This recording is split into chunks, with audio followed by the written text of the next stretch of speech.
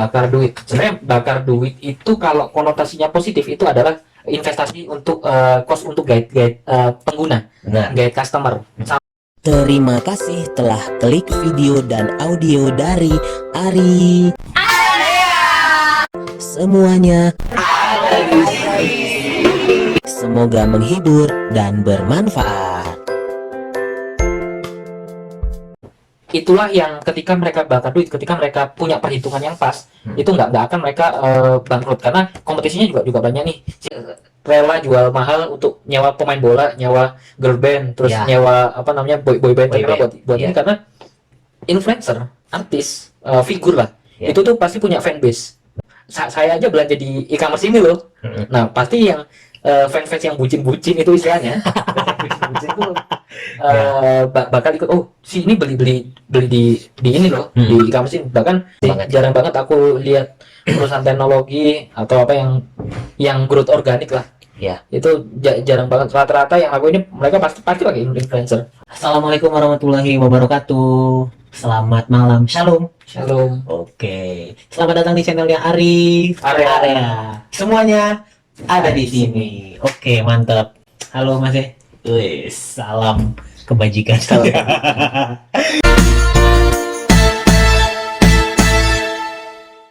Tadi kita udah ngebahas nih di awal tentang kenapa lebih milih startup daripada konvensional, terus ngebahas kayak sistem kerjanya gimana, terus kayak yang masalah job desk juga tadi udah kita bahas ya. Nah ini aku penasaran nih sebenarnya satu hal, karena kan di bidang e-commerce kayak jual beli ya semua apalah ya barang-barang gitu ya. Nah itu kenapa sih si e-commerce tuh nggak hanya di bidang itu ya, di bidang lain juga kayak travel dan lain-lain itu sering banget sih bakar duit. Emang mereka nggak takut rugi gitu dengan bakar duit gitu? Emang yakin dengan kayak gitu mereka bakal dapat konsumen yang loyal? Oke, bakar duit. Sebenarnya bakar duit itu kalau konotasinya positif itu adalah investasi untuk cost untuk guide pengguna, Benar. guide customer. Sama kayak User kali ya. betul.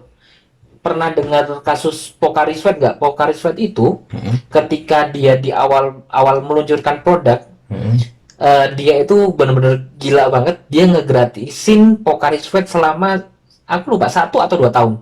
Benar-benar gratis dibagiin. Tapi nggak ada batasan minimal.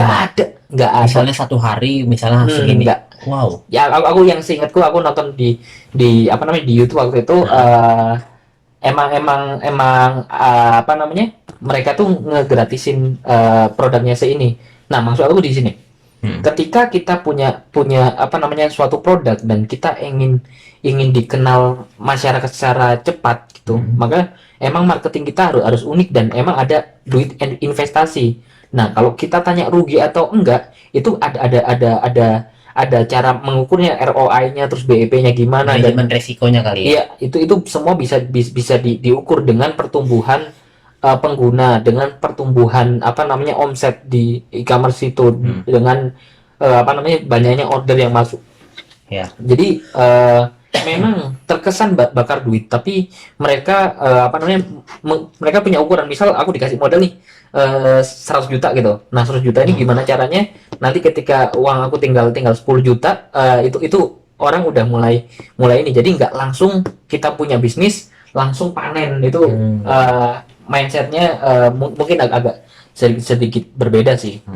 Jadi bakar duit menurut aku kalau di e-commerce itu sangat terukur, dan bahkan sekarang mereka udah mengurangi bakar duitnya dan mulai ngecharge udah mulai mendapatkan keuntungan.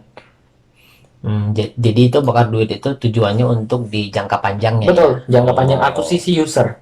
Mereka biasanya ini sama branding. Oh, branding ya. Oke. Nah, tapi kira-kira waktu kan namanya startup kan rata-rata banyak gitu ya bakar duit ya. Ya kalau misalnya yang awal berdiri yang aku lihat. Nah, dengan mereka kayak gitu tuh kira-kira seberapa efektif?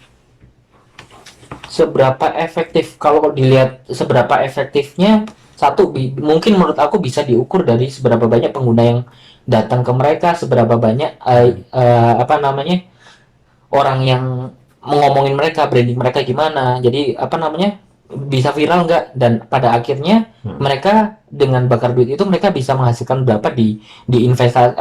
Misal sekarang bakar duit investasi sekarang nih, mereka bisa panennya itu kapan, ibarat kayak petani juga juga kan bisa dibilang bakar duit. Ngapain beli apa namanya benih dulu, panennya tahun depan, itu kan juga sebenarnya juga investasi, Ya, juga bakar duit bisa dibilang. Sama dengan analoginya startup yang mereka harus nanam dulu, mereka mupuk, mereka nyiram, suatu saat mereka akan memetik dapat hasilnya. yes. Oh, oke. Tapi kalau mereka dengan bakar duit kayak gitu tuh apa ya?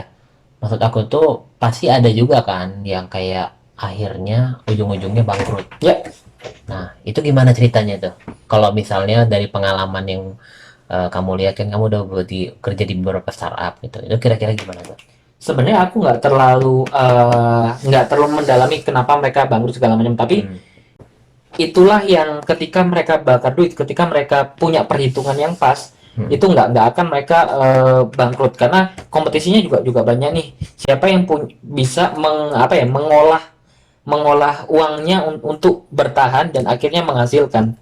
Itulah yang harus di Maintenance. ya, yang di maintenance, yang mereka harus pikirkan gimana caranya. Dengan aku spend duit 100.000, maka 2 tahun lagi itu duit akan jadi 1 juta gitu. Ya. Nah, itu yang mereka harus pikirin. Tapi kalau sampai mereka bangkrut, banyak banget faktor dan sangat kompleks, terutama karena yang paling gampang ya bisa lihat ya, karena pesaingnya lebih kuat. Satunya modalnya 1 M, satunya modalnya ini ya, kalau 100 yang juta 100 juta misalnya. 100 juta, kalau yang 100 juta ini mereka nggak punya kemampuan untuk Manage. manage dengan benar, bakal tergerus, dan bisa juga malah yang duitnya lebih banyak 1 M, ketika mereka oh ya udahlah, lawan saya yang lebih rendah, capitalnya, modalnya lebih rendah, ya udah mereka bisa jadi kebalap. Jadi masalah uang investor dari itu banyak atau enggaknya itu tergantung gimana cara manage-nya kan ya. Tergantung manajemen. Oke. Tapi dengan bakar duit itu otomatis kan rata-rata ya yang aku lihat dengan bakar duit itu mereka rata-rata nyewa influencer, artis-artis ternama. Itu tuh gimana tuh? Kalau yang masih lihat tuh kan mungkin adalah beberapa yang pernah lihat gitu, jadi akhirnya ada artisnya gitu. Korea yang Ya lagi Korea terkenal. Korea Wah, lagi terkenal. Korea. Itu tuh gimana sih mereka itu sistem kerjasamanya itu gimana yang masih tahu tuh? Kalau yang kayak gituan. Kalau sistem kerjasamanya yang detail aku sih kurang tahu, tapi Secara umum lah gitu ya. mungkin aku bisa bilang kenapa, mungkin sudut pandangnya aku ubah dikit deh.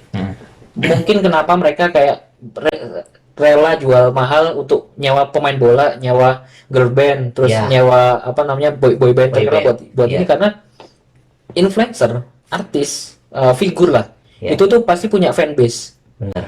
Misal kamu ngefans sama girl band gitu, girl bandmu bilang, oh saya aja belanja di e-commerce ini loh. Nah, pasti yang fans-fans yang bucin-bucin itu istilahnya, fans yang bucin-bucin tuh bakal ikut. Oh, si ini beli di ini loh, di e-commerce ini. Bahkan aku pernah ketika tempat aku kerja ngumumin salah satu artis Korea itu jadi brand ambasadornya, Iya. aku baca komennya, wah aku pindah beli di sini sekarang, soalnya pacarku beli di sini, ini Oh, suamiku iya. beli di sini. Ya. Jadi itulah efek-efek fanbase itu bisa, Perilaku konsumennya berubah ya. ya, jadi Benar. akhirnya bisa ikut yang tadinya nggak tahu. Ternyata ada e-commerce ini, mereka akhirnya jadi tahu karena idola mereka itu mengendorse itu. Oke. Jadi secara nggak langsung mereka si influencer ini termasuk salah satu yang berpengaruh juga untuk menggait user untuk misalnya yang dari user baru atau jadi loyal gitu ya.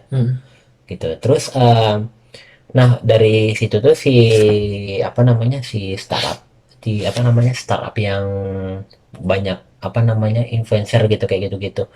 Nah, kira-kira ada nggak sih kayak mereka hanya cuman bakar duitnya tidak menggait influencer dan akhirnya berhasil gitu? Ada nggak pernah dengar cerita kayak gitu? Mungkin dari teman-teman atau dari siapa gitu? Jarang banget Jarang sih, banget. jarang banget aku lihat perusahaan teknologi atau yang growth organik lah. Ya, Itu jarang banget. Rata-rata yang aku ini mereka pasti pakai influencer. rata-rata ya. Paling nggak di e-commerce aku bisa bilang hampir semua itu pakai pakai influencer. Ya, tapi tingkatan influencer yang apa namanya? Yang kelas internasional atau yang nasional nasional. itu beda-beda ya, tergantung target pasar Tapi mereka. intinya mereka pasti hampir nggak ada gitu ya. Iya, hampir nggak ada yang nggak pakai. Rata-rata pakai ya. Iya. Oke. Nah, terus aku penasaran. Aku kan salah satu pengguna e-commerce lah, beberapa e-commerce itu yang jual beli itu. Aku tuh penasaran sama kalau kita misalnya beli kayak barang dari luar negeri nih. Hmm. Misalnya harga barang itu tuh misalnya 5.000 nih misalnya. Nah, tapi ternyata ongkirnya itu sesuai dengan ya dari pengiriman itu nggak begitu mahal gitu. Dan kalau aku pikir-pikir kan kenapa murah banget gitu dengan harga segitu di Indonesia juga kayak jadi sama gitu. Emang mereka padahal kita ibaratnya aku nih misalnya aku cuma beli satu satu buah doang gitu. Kenapa sih mereka berani banget dengan harga segitu diimpor misalnya dari Cina nih barangnya? Kok bisa gitu sih gitu. Jadi emang mereka aku mikir emang mereka dapat untung nggak sih dari situ gitu. Sebenarnya kalau kalau kamu sekarang nyoba beli lagi itu sebenarnya harganya sekarang udah beda. Karena sekarang udah peraturan terbaru kan udah ada pajak. Dan kalaupun memang terkesan murah, kenapa dia bisa murah? Karena dia ngirimnya kargo. Jadi pakai kontainer besar dikirim ke Indonesia dulu, baru di Indonesia Dibagi-bagi. dikirim ke kota asal. Dan kalau tanya dulu, tapi tetap lebih murah lagi. Jawabnya gampang, subsidi. Udah subsidi. Subsidi dari apanya? E-commerce-nya. E-commerce-nya sendiri. Yes. Oh gitu. Tunggu dulu nih, masih ada lanjutannya loh. Wah, terima kasih ya sudah nonton dan dengar video dan audionya sampai habis. Dari Ari, semuanya semoga menghibur dan bermanfaat.